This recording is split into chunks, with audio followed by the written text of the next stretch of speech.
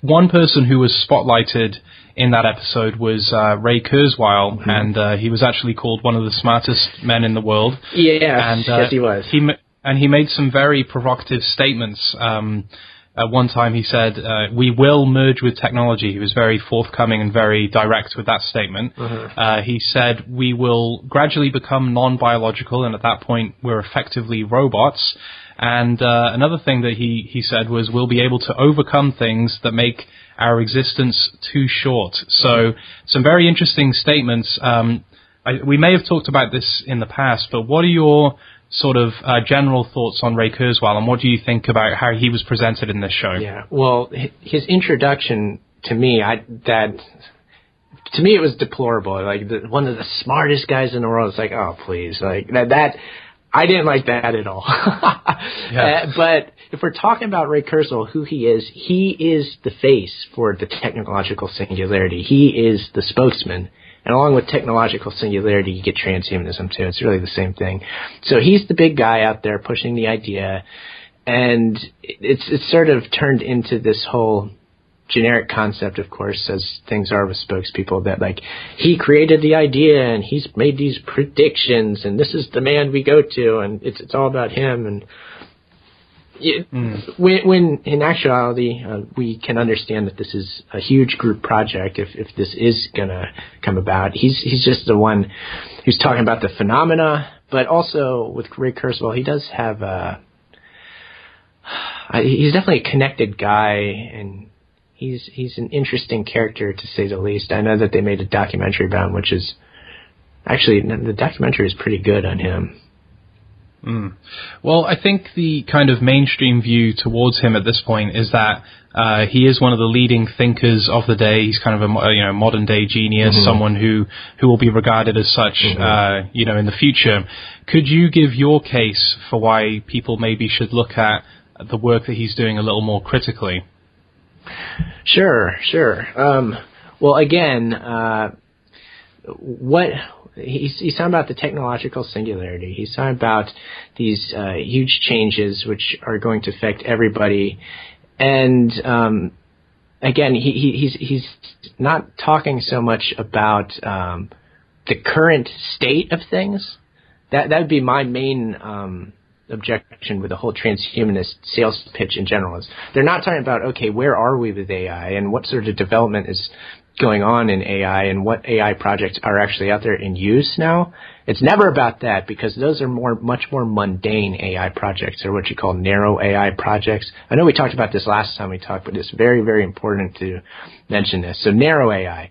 Narrow AI is not a sentient being. It can't think. It's not going to become self-aware. That's not its purpose. Its purpose is just to recognize patterns in huge data sets in order to make use of that. So, you've got huge databases of information, and there's all sorts of ways to collect data now, and you throw it into a database.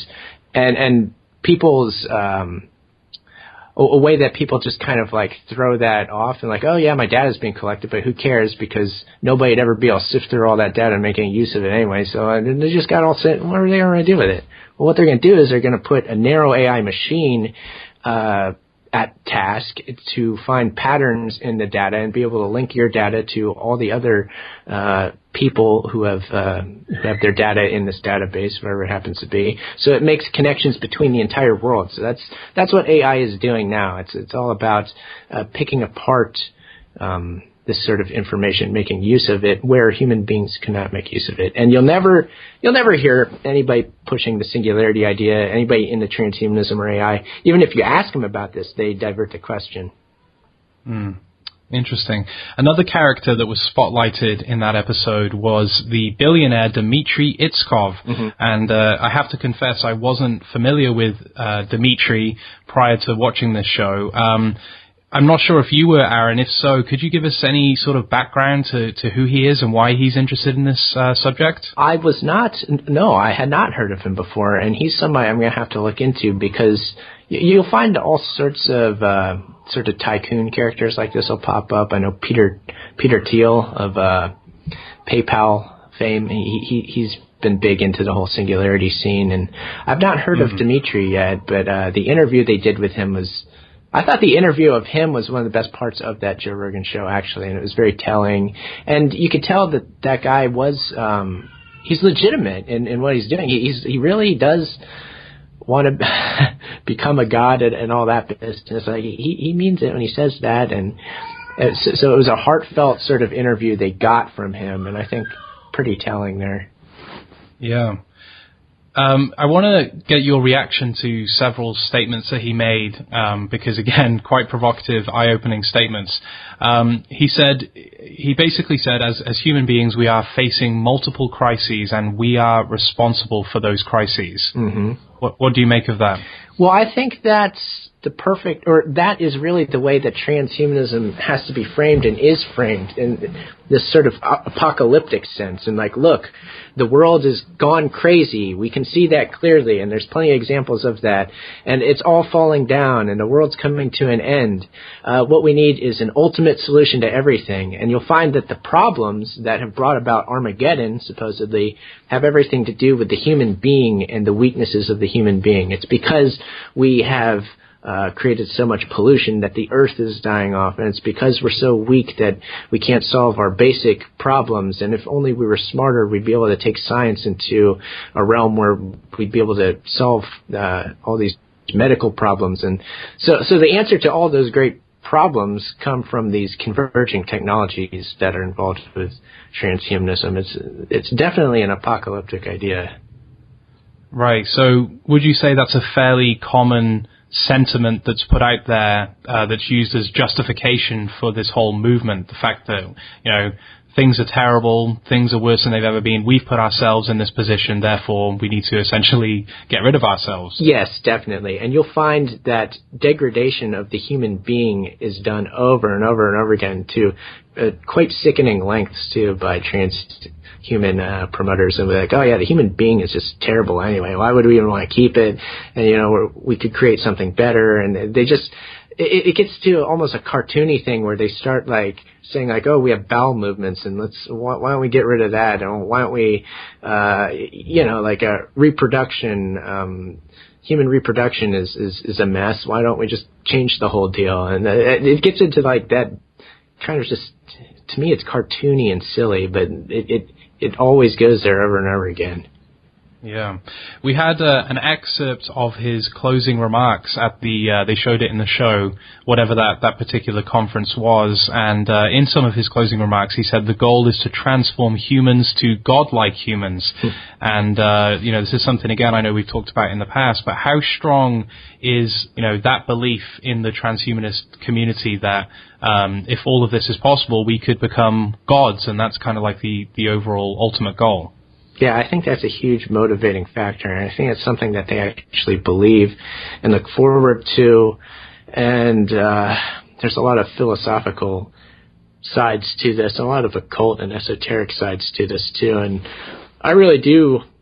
Well, for me, I know that this topic links in with alchemy, the age-old esoteric quest to achieve the Philosopher's Stone, immortality. It's about doing that literally. So achieving eternal life, becoming godlike, and enhancing intelligence. It's quite a study. I've devoted a lot of time to it. I wrote my book Revolve. It gets into the alchemical part, and then really you have to kind of like look at that angle of this to understand where they're coming with that and how this is a religion for them. And I guess with Kurzweil's documentary, the way they ended that, they asked him the question, do you believe in God? And he said, no, we haven't built it yet. Something to that effect. Yeah. Interesting. Itzkov also commented on immortality, saying, I want to leave when I want to. Mm-hmm. And he was pressured by Joe Rogan to give an answer to that question, if he wants to be immortal or not. I guess my question to you is, seeing as we have these powerful and wealthy people involved in this whole movement, is there an aspect of ego? I mean, I'm sure there is, but I mean, how influential is that aspect of, these people have built their their fortune, they've built their enterprise or whatever, they've accumulated all this wealth, and just the mere thought of not existing, the thought of one day not being able to enjoy the fruits of their labor, I guess, is so overwhelming that that's kind of a driving, motivating factor behind them getting involved in supporting this whole thing. Absolutely. Yeah, big time. Yeah, because, with life, there's certain inevitabilities in life, one being death, and there's really no way around it. And as you say, if you work your whole life working very hard and accumulating a lot of physical wealth and, fame, things like this, and people respect you, you build up a real serious life, which is, nothing wrong with that. That's obviously a good thing. But then things turn a little sour if you feel like somehow you can reverse the inevitability of death, and with these scientific ways to become immortal and whatnot, now there's a whole new sort of justification for people who are materialistic, for one thing, but just for everybody. It's like, hey, look, yeah, immortality is real, and why would you want to die? And again, the transhumanist argument it flips so 180 degrees to anything that I would consider to be logic, that they say, oh yeah, death is evil, death is wrong, we need to eliminate it. And it's like, how could, I don't get it, but certainly ego is a huge factor. Absolutely. Recently, I mentioned this before, there was an article in the Huffington Post talking about transhumanism, which was authored by Zoltan Istvan, who I understand has written a book about this subject before. In the article, he says, it's inevitable that hundreds of millions will soon come to call themselves transhumanists, if not in name, then in spirit. Many will end up supporting indefinite life extension and technologies that strip away our humanness and promote our transhumanness. Further into the future, many more will begin to discard the human body in favor of embracing synthetic forms of being. Quite remarkable to see that on a website like the Huffington Post, which obviously has a pretty big readership. So how do you respond to that? This guy saying it's inevitable that regardless of what side of the fence you're on, I guess the argument for transhumanism is so strong and it makes so much sense that everyone will start to come along with it. Mm-hmm. Well, it would never be inevitable unless somebody said it was first. I think the power of just saying something is overlooked all the time. And again, we're hearing about transhumanism so much now, and with every transhumanist promo piece, you'll always hear the same thing. One of those things is that this is inevitable. It's going to happen. You're going to have to deal with it. There's no way around it. And so the inevitability is a self-fulfilling prophecy, as all things tend to be, really. This fact of life actually has a very mystic quality to it as well, which is a pretty, I don't know, I find that stuff fascinating. You speak the world into being. That's what God did in the creation myths.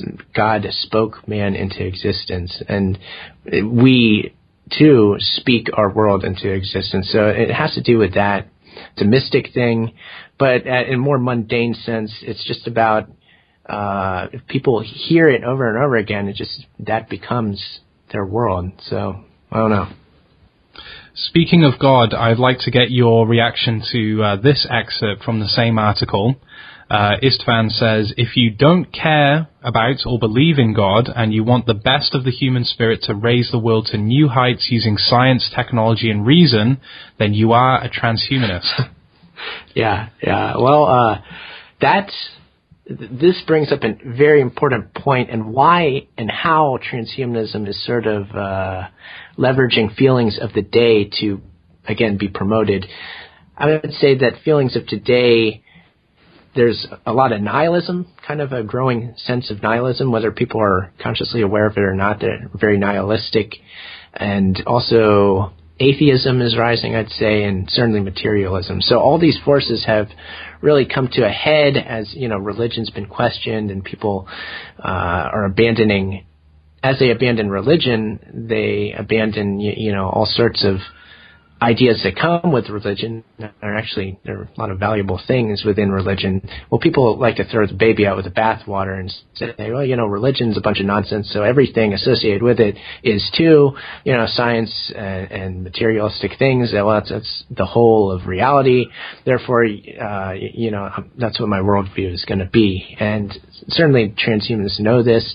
The ground level transhumanists, the people who are really into the idea, tend to be super inclined towards these points of views too. So they'll be like super atheists.